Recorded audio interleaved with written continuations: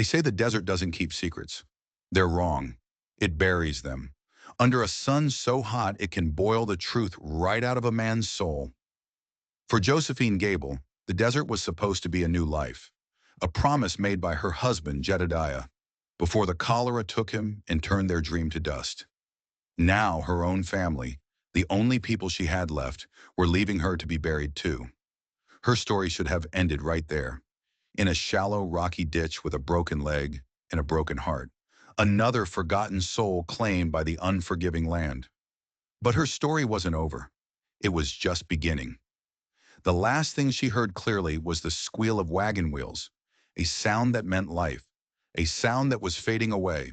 The wagon carried her brother-in-law, Silas Kane, a man who now wore her dead husband's authority like a stolen coat. It happened so fast. One moment, she was walking beside the wagon, her heart a hard knot of grief. The next, her foot slipped on a loose rock. A scream, a blinding flash of pain, and the sickening crack of bone that echoed in the dead afternoon air. Silas hauled her up, his face a mask of cold impatience. "A clean break," he said, the words carrying no comfort, only judgment. "We can't stop, Josephine. The Apache, the lack of water. We're a week from the fort." The others gathered around.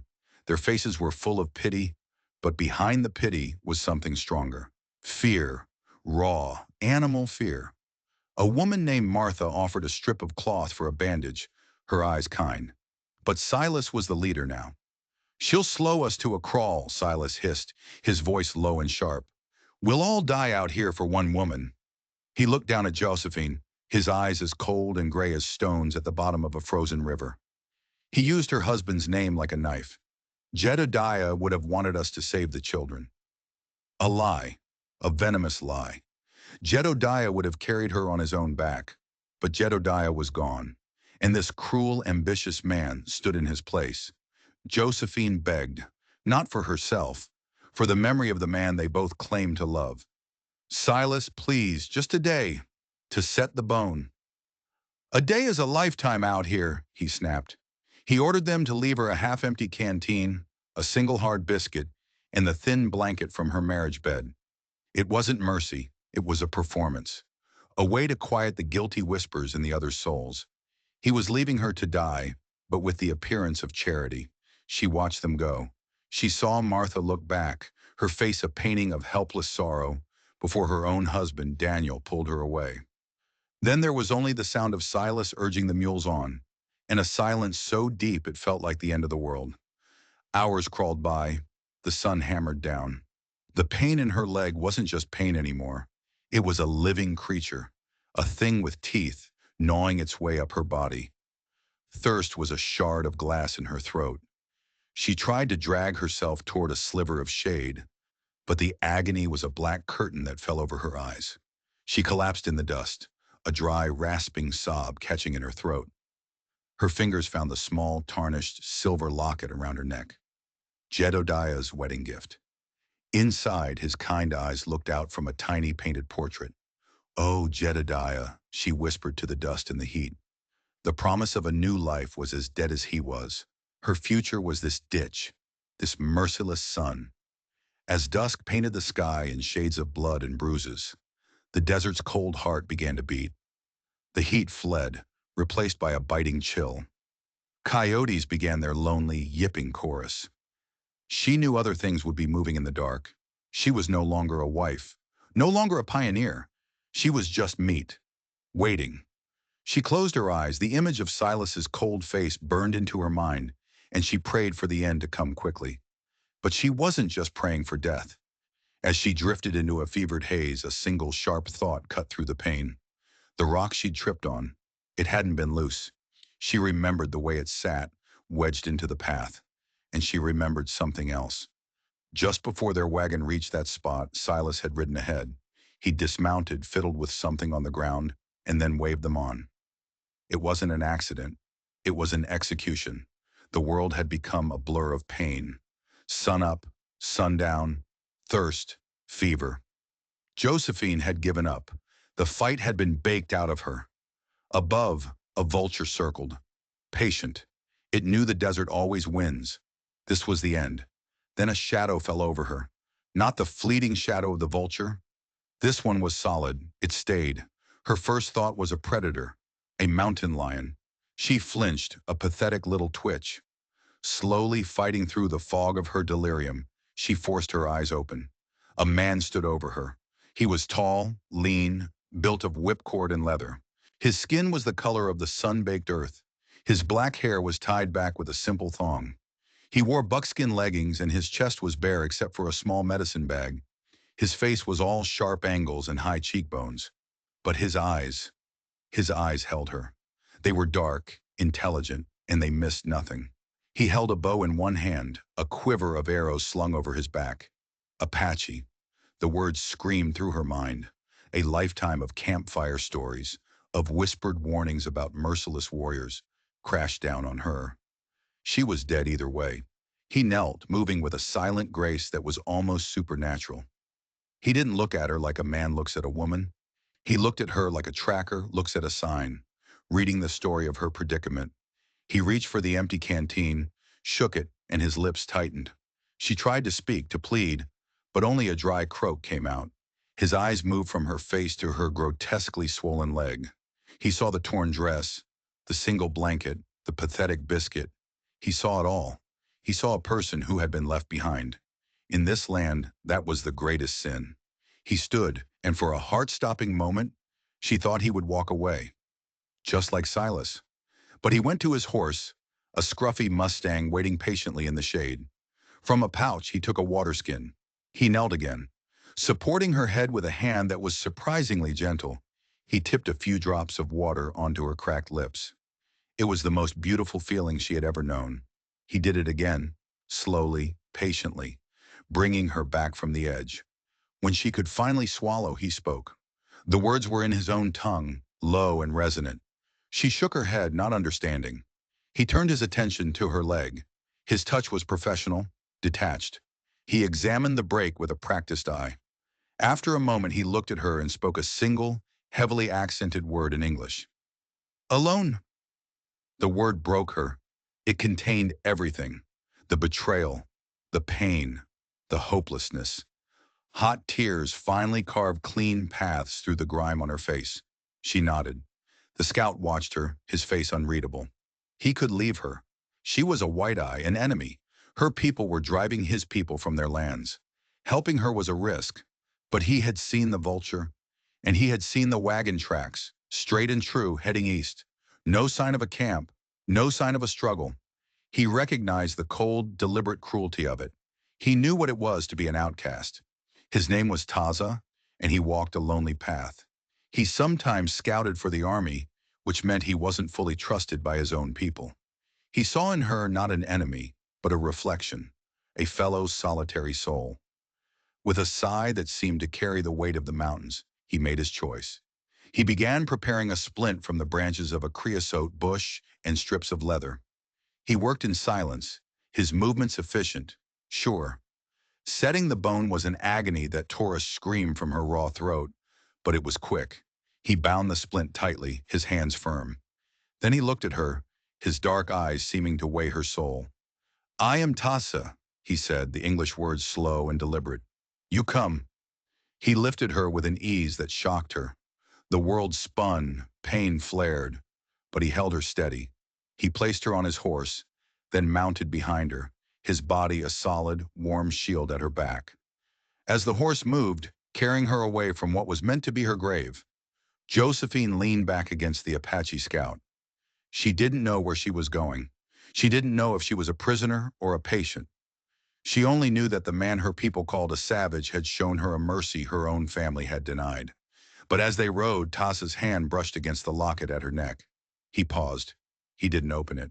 He just touched the cool metal, a strange, thoughtful look in his eyes. He'd seen a locket just like this before, on a dead man just a week ago, a white man who, according to the soldiers, had died of cholera. Taza's home wasn't a camp. It was a secret, a shallow cave carved by wind and water into a red rock canyon, hidden by ancient junipers. A place to be unseen. For days, Josephine was lost in a fever. She was only vaguely aware of Taza's constant presence, a cool cloth on her forehead, the bitter taste of a strange tea, the low murmur of his voice speaking in the Apache tongue, not to her, but to the spirits of the canyon. He was a tireless caretaker. He hunted, bringing back rabbit and quail, shredding the meat and feeding it to her in small bites. He changed the dressing on her leg, applying a poultice of crushed leaves that smelled of sage and damp earth. Her fear of him slowly melted away, replaced by a deep, humbling gratitude. She watched him through half-closed eyes. She saw the way he moved, with no wasted motion. She saw the meticulous way he fletched his arrows. She saw him stand at the mouth of the cave at dawn and dusk, his face a mask of profound loneliness. When the fever finally broke, she woke to a world of sharp edges and clean air. The pain in her leg was a dull, distant ache. Taza sat by the fire, sharpening a knife. He looked up. Their eyes met, and for the first time there was a shared awareness. "You are better," he said. It wasn't a question. "Yes," she whispered, her voice a dry rasp. "Thank you. You saved my life." He gave a tiny, almost imperceptible nod and returned to his work. The silence stretched. Communication was a wall between them. His English was sparse, her Apache was non-existent. They spoke in gestures. A hand to the mouth meant food. A point to the sky meant rain. He would leave for hours to hunt or scout, always leaving water and food within her reach. He started bringing her small things. A bright blue jay feather, a perfectly smooth river stone, a sprig of a fragrant herb. It was his way of sharing his world. One afternoon, he brought an old Apache woman to the cave, Nalin. Her face was a roadmap of wrinkles, her eyes sharp and suspicious.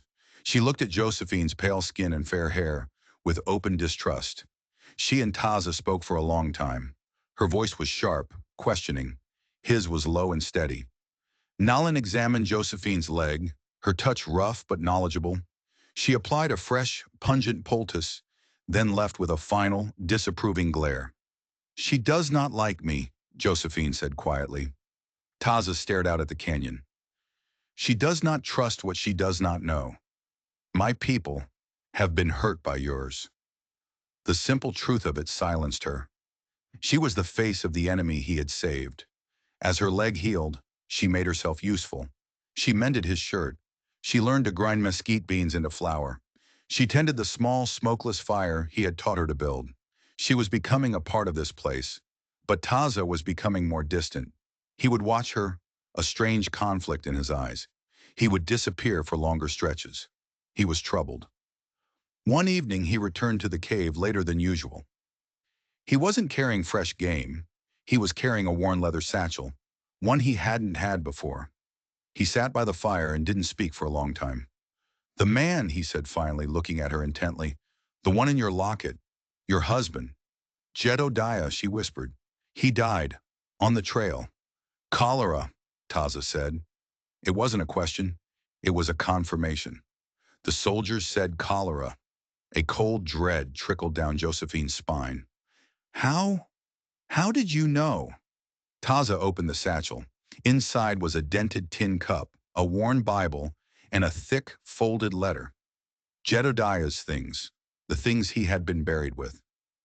"I was scouting for the army," Taza said, his voice flat. "They found a fresh grave, poorly made. Coyotes had been at it. They asked me to fix it. I found these things, and I found this." He reached into the satchel and pulled out another object, a small empty glass vial. He held it up to the firelight. A faint dark residue stained the bottom. "This is not medicine for cholera," Taza said, his dark eyes boring into hers. "This is from a plant that grows high in the mountains. A plant that, in small doses, makes a man sleep. In large doses, it makes the heart stop." Josephine's world tilted. The fever dreams. The hushed conversation between Jedediah and Silas. The talk of a pact and a debt. Jedediah hadn't just died. He had been murdered. The revelation hit her like a physical blow. Silas. It had to be Silas. He hadn't just left her to die. He had killed her husband first. But why? The land. It wasn't worth that much. Her hand went to the locket at her neck. A nervous habit, a connection to a past that was now a lie. Taza saw the gesture. Your brother-in-law, he said. He is the man who left you. She could only nod, her throat too tight for words. What did your husband have that he wanted? Taza asked. His voice was no longer detached. It was focused, intense. This was no longer just her story. It had intersected with his. I don't know, she cried, the words tearing out of her. The land claim, that's all. A small farm. No, Taza said, shaking his head. A man like that does not kill for dirt. He kills for something hidden in the dirt. He looked at her, at the locket clutched in her hand, the same look he'd had when he first found her. Understanding dawned on his face. Let me see it, he said softly. Her fingers trembled as she unclasped the silver chain. She handed the locket to him. It felt like giving away the last piece of herself. Taza handled it carefully. He didn't try to force it. He ran his thumb along the intricate edge, feeling for a seam, a catch. He'd seen lockets like this made by clever smiths in the East. With the tip of his knife, he pressed a tiny, almost invisible stud hidden in the scrollwork. There was a soft click. The back of the locket sprang open, revealing not a second portrait, but a shallow, hidden compartment. Tucked inside was a tiny, tightly folded piece of oiled parchment. Josephine stared, breathless. Taza unfolded it with steady hands. It wasn't a letter. It was a map. Drawn in Jedediah's familiar hand was a series of landmarks. A split boulder, a trio of saguaros shaped like a claw, a dry waterfall, and an X. At the bottom, a single note. For my Josephine, our beginning. Gold. It had always been about gold. Silas hadn't just murdered his brother for a farm. He'd murdered him for a fortune. He'd left her to die because he thought she knew where it was, or to make sure she could never claim it. This piece of paper was her death warrant. But as Josephine looked at the map, Taza's expression grew dark. His eyes were not on the X that marked the gold. They were on the landmarks, the split boulder, the claw-shaped saguaros. This place, he said, his voice a low growl. I know this place. He looked up at her, and the warmth that had begun to grow between them was gone, replaced by a cold, hard suspicion. This is not a white man's place, he said. The split boulder is where our medicine men go to speak to the spirits. The dry waterfall is the burial place of my ancestors. This map does not lead to gold. He tapped the parchment with his finger. It leads to sacred ground. The accusation hung in the air between them, thick and cold as smoke. To Taza, the map was a desecration, a plan to defile a holy place, and she, the woman he had saved, had been carrying it over her heart. I didn't know, she pleaded, her voice shaking. Jedediah. He never would have. He respected your people. He traded fairly. He learned some of your words. Many white men learn our words, Taza said, his voice hard. They learn them so they can better lie to us. He saw the genuine terror and confusion in her eyes. He saw the way she looked at the map, as if seeing a viper where she expected a dove. He was a scout. He read people as well as he read tracks. And he knew in that moment that she was telling the truth. But that only deepened the mystery. Why would Jedediah, a seemingly good man, draw a map for a gold mine in the middle of an Apache burial ground? It didn't make sense. Unless Silas, Josephine whispered, the pieces clicking together in her mind. Jedediah found the gold, but he must have realized later where it was. He must have told Silas they couldn't go there. They must have argued. The pact she'd overheard, the debt. It wasn't about the land. It was about this. Silas had made a deal with someone, promised them gold. Jedediah, out of respect or fear, refused to dishonor the Apache land, so Silas had eliminated him. But the map? Why create a map to a place you refuse to go? He made it for me, she realized aloud. He knew Silas. He knew his greed. This was a warning. He was trying to tell me something. Taza looked at the map again, his eyes tracing the lines not as a path to a treasure, but as a story. He fell silent for a long time. The only sound was the crackle of the fire. There is no gold there, Taza said finally, not in the ground. He looked at her, his gaze softening. The suspicion was gone, replaced by a grim understanding. But your husband was a clever man. A man who hides a map in a locket might also hide a meaning in a map. He pointed to the X. This spot, it is a cave behind the dry waterfall, a place no warrior has entered for a generation. It is said to be haunted. Josephine's heart hammered in her chest. Your husband did not map a treasure, Taza said, his voice low. He mapped a trap for Silas. The silence that followed was broken by the distant cry of a hawk, a sound that had become familiar, comforting, but now it sounded like a warning. A year of quiet passed, a year of healing, a year where the ghost of Josephine Gable was forgotten by the world, and a new woman was born. She learned the rhythms of the canyon. Her skin darkened, her body grew strong. Her limp was a part of her, a reminder, but it no longer held her back. She and Taza built a life in the silence, their companionship deepening into a love that needed no words. He taught her the Apache names for the stars, the Nosen, the campfires of the ancestors. She taught him more English. They were two outcasts from two different worlds, who had found a home in each other. One evening, Taza looked at her across the fire. Your leg is strong, he said. Fort Bowie is a week's walk. You can go. He was offering her freedom. Panic, cold and sharp, pierced her heart. Go back? To a world that had thrown her away? A world where her brother-in-law was a respected man, and she was a ghost? I have nowhere to go, she said softly. My family wished me gone. Taza looked at her, his dark eyes searching her face in the moonlight. This is a hard life, a lonely life. I am not lonely here, she replied, and the truth of it surprised her. With him, she was whole. He reached out and took her hand. Here, he said, his voice soft, with me. This is your home now. It was a marriage proposal made under the watchful eyes of the ancestor stars. She said yes, but the past is never truly gone. It just waits. In the dusty settlement of Redemption Gulch, Silas Kane had prospered. He'd taken Jedediah's land claim, telling a convincing story of his tragic death and his sister-in-law's subsequent grief-stricken demise. But Silas was a man haunted by a secret, the gold. He had searched all of Jedediah's belongings and found nothing. The map was gone. His obsession grew, fueled by paranoia. What if Josephine had survived? Then the rumors started. Trappers and prospectors brought tales of a renegade Apache scout living with a white woman in the Dragoon Mountains, a ghost woman with a limp. The thought that she was alive and had the map was a poison in his blood. But it was worse than that. Silas wasn't just greedy. He was desperate. The pact he'd made wasn't just a friendly deal. He had been financed by a man named Elias Thorne, a ruthless mining baron who had a stranglehold on the territory. Thorne wanted his investment back, with interest. He had given Silas one last chance to find the gold. If he failed, Thorne's justice would be swifter and more final than any court's. So Silas assembled a posse, not just a few hired guns. He told a new story, a lie built on a truth. My poor sister-in-law, Josephine, he'd say, his voice thick with fake emotion. She was not killed. She was taken by a savage Apache. I have a Christian duty to rescue her. He preyed on the fears of the settlers.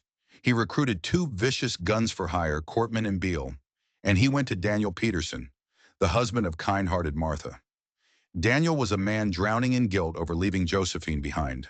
Silas offered him a chance at redemption, but it was blackmail. Silas made it clear that if Daniel didn't help him hunt down Josephine, something terrible would happen to Martha. He had become a monster, and he was leading that monster back to the one place in the world Josephine felt safe. One afternoon, Taza returned from a long scout, his face grim.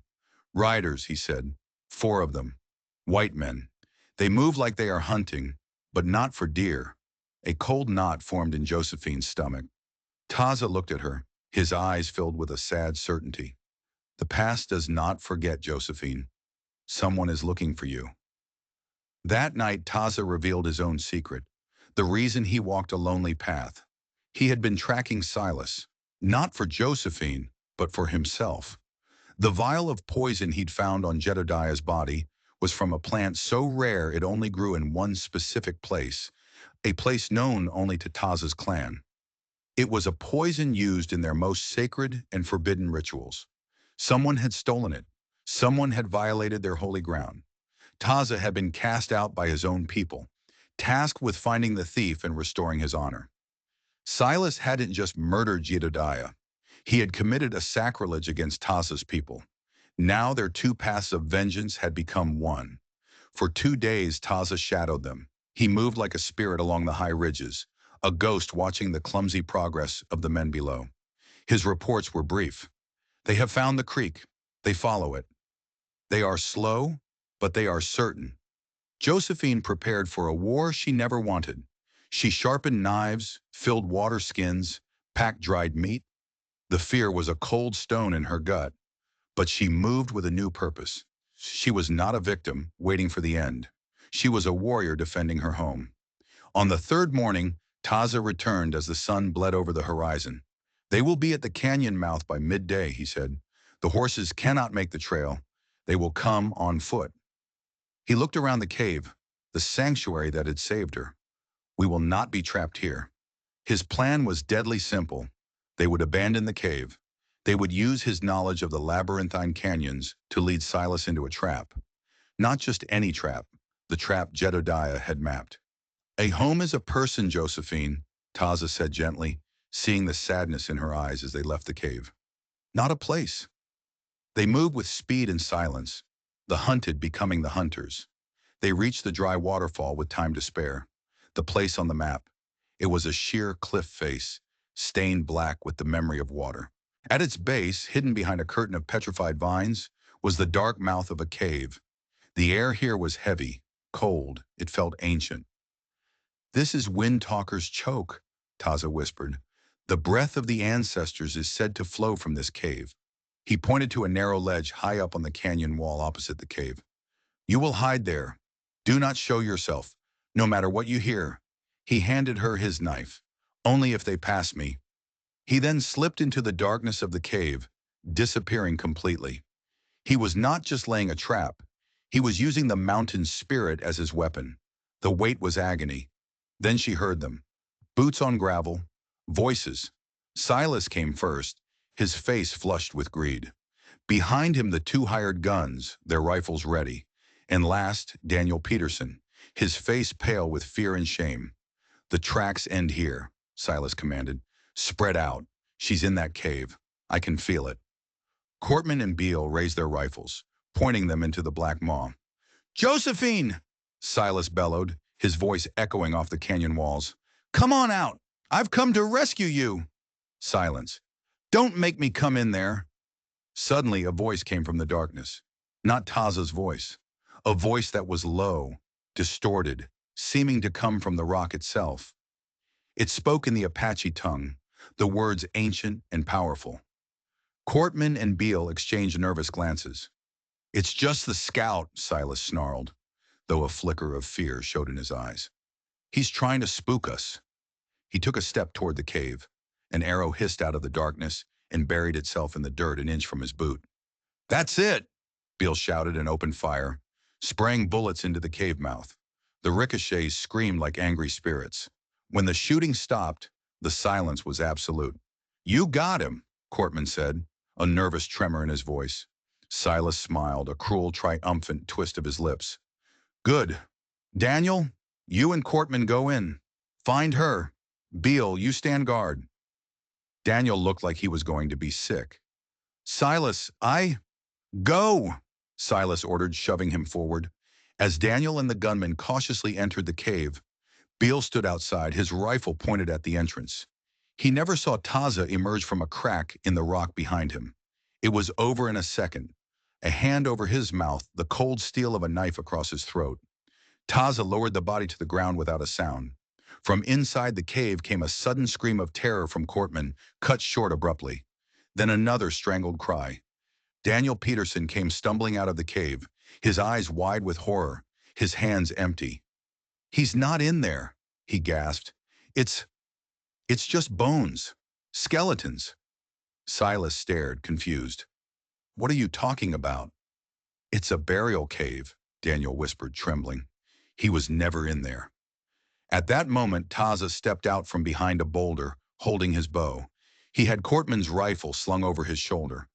Silas spun around, his face a mask of rage and shock. You! There are four of us and one of you, Silas had once boasted. Now there were two. Where is she? Silas screamed. She is not yours to take, Taza said, his voice as cold as the grave. He knocked an arrow, but before he could fire, Daniel Peterson did something unexpected. He let out a loud, desperate cry and charged, not at Taza, but at Silas. It was you, Daniel yelled, his face streaked with tears. You made me leave her. You threatened Martha. The confession, screamed into the canyon, was his last act. Silas, startled, reacted instinctively. He drew his pistol and fired. Daniel fell, a look of shocked relief on his face. That single selfish act of survival cost Silas everything. The gunshot's echo was still rolling through the canyon when Taza's arrow flew.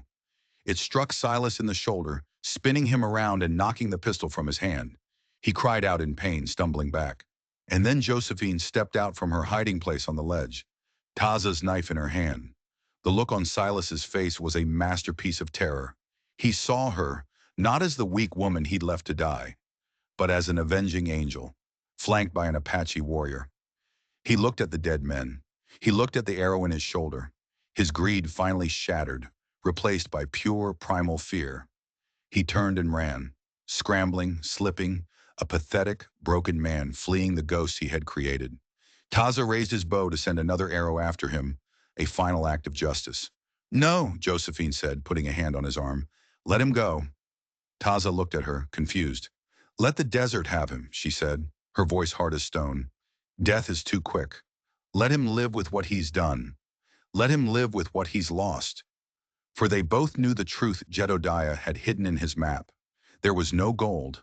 There never was. The story of the mine was a lie, a lure to draw a greedy man to his doom in a haunted place. Silas had murdered, betrayed, and destroyed his own life. For nothing. The journey back to their hidden cave was silent. The violence in the canyon had left a scar on the quiet of their lives.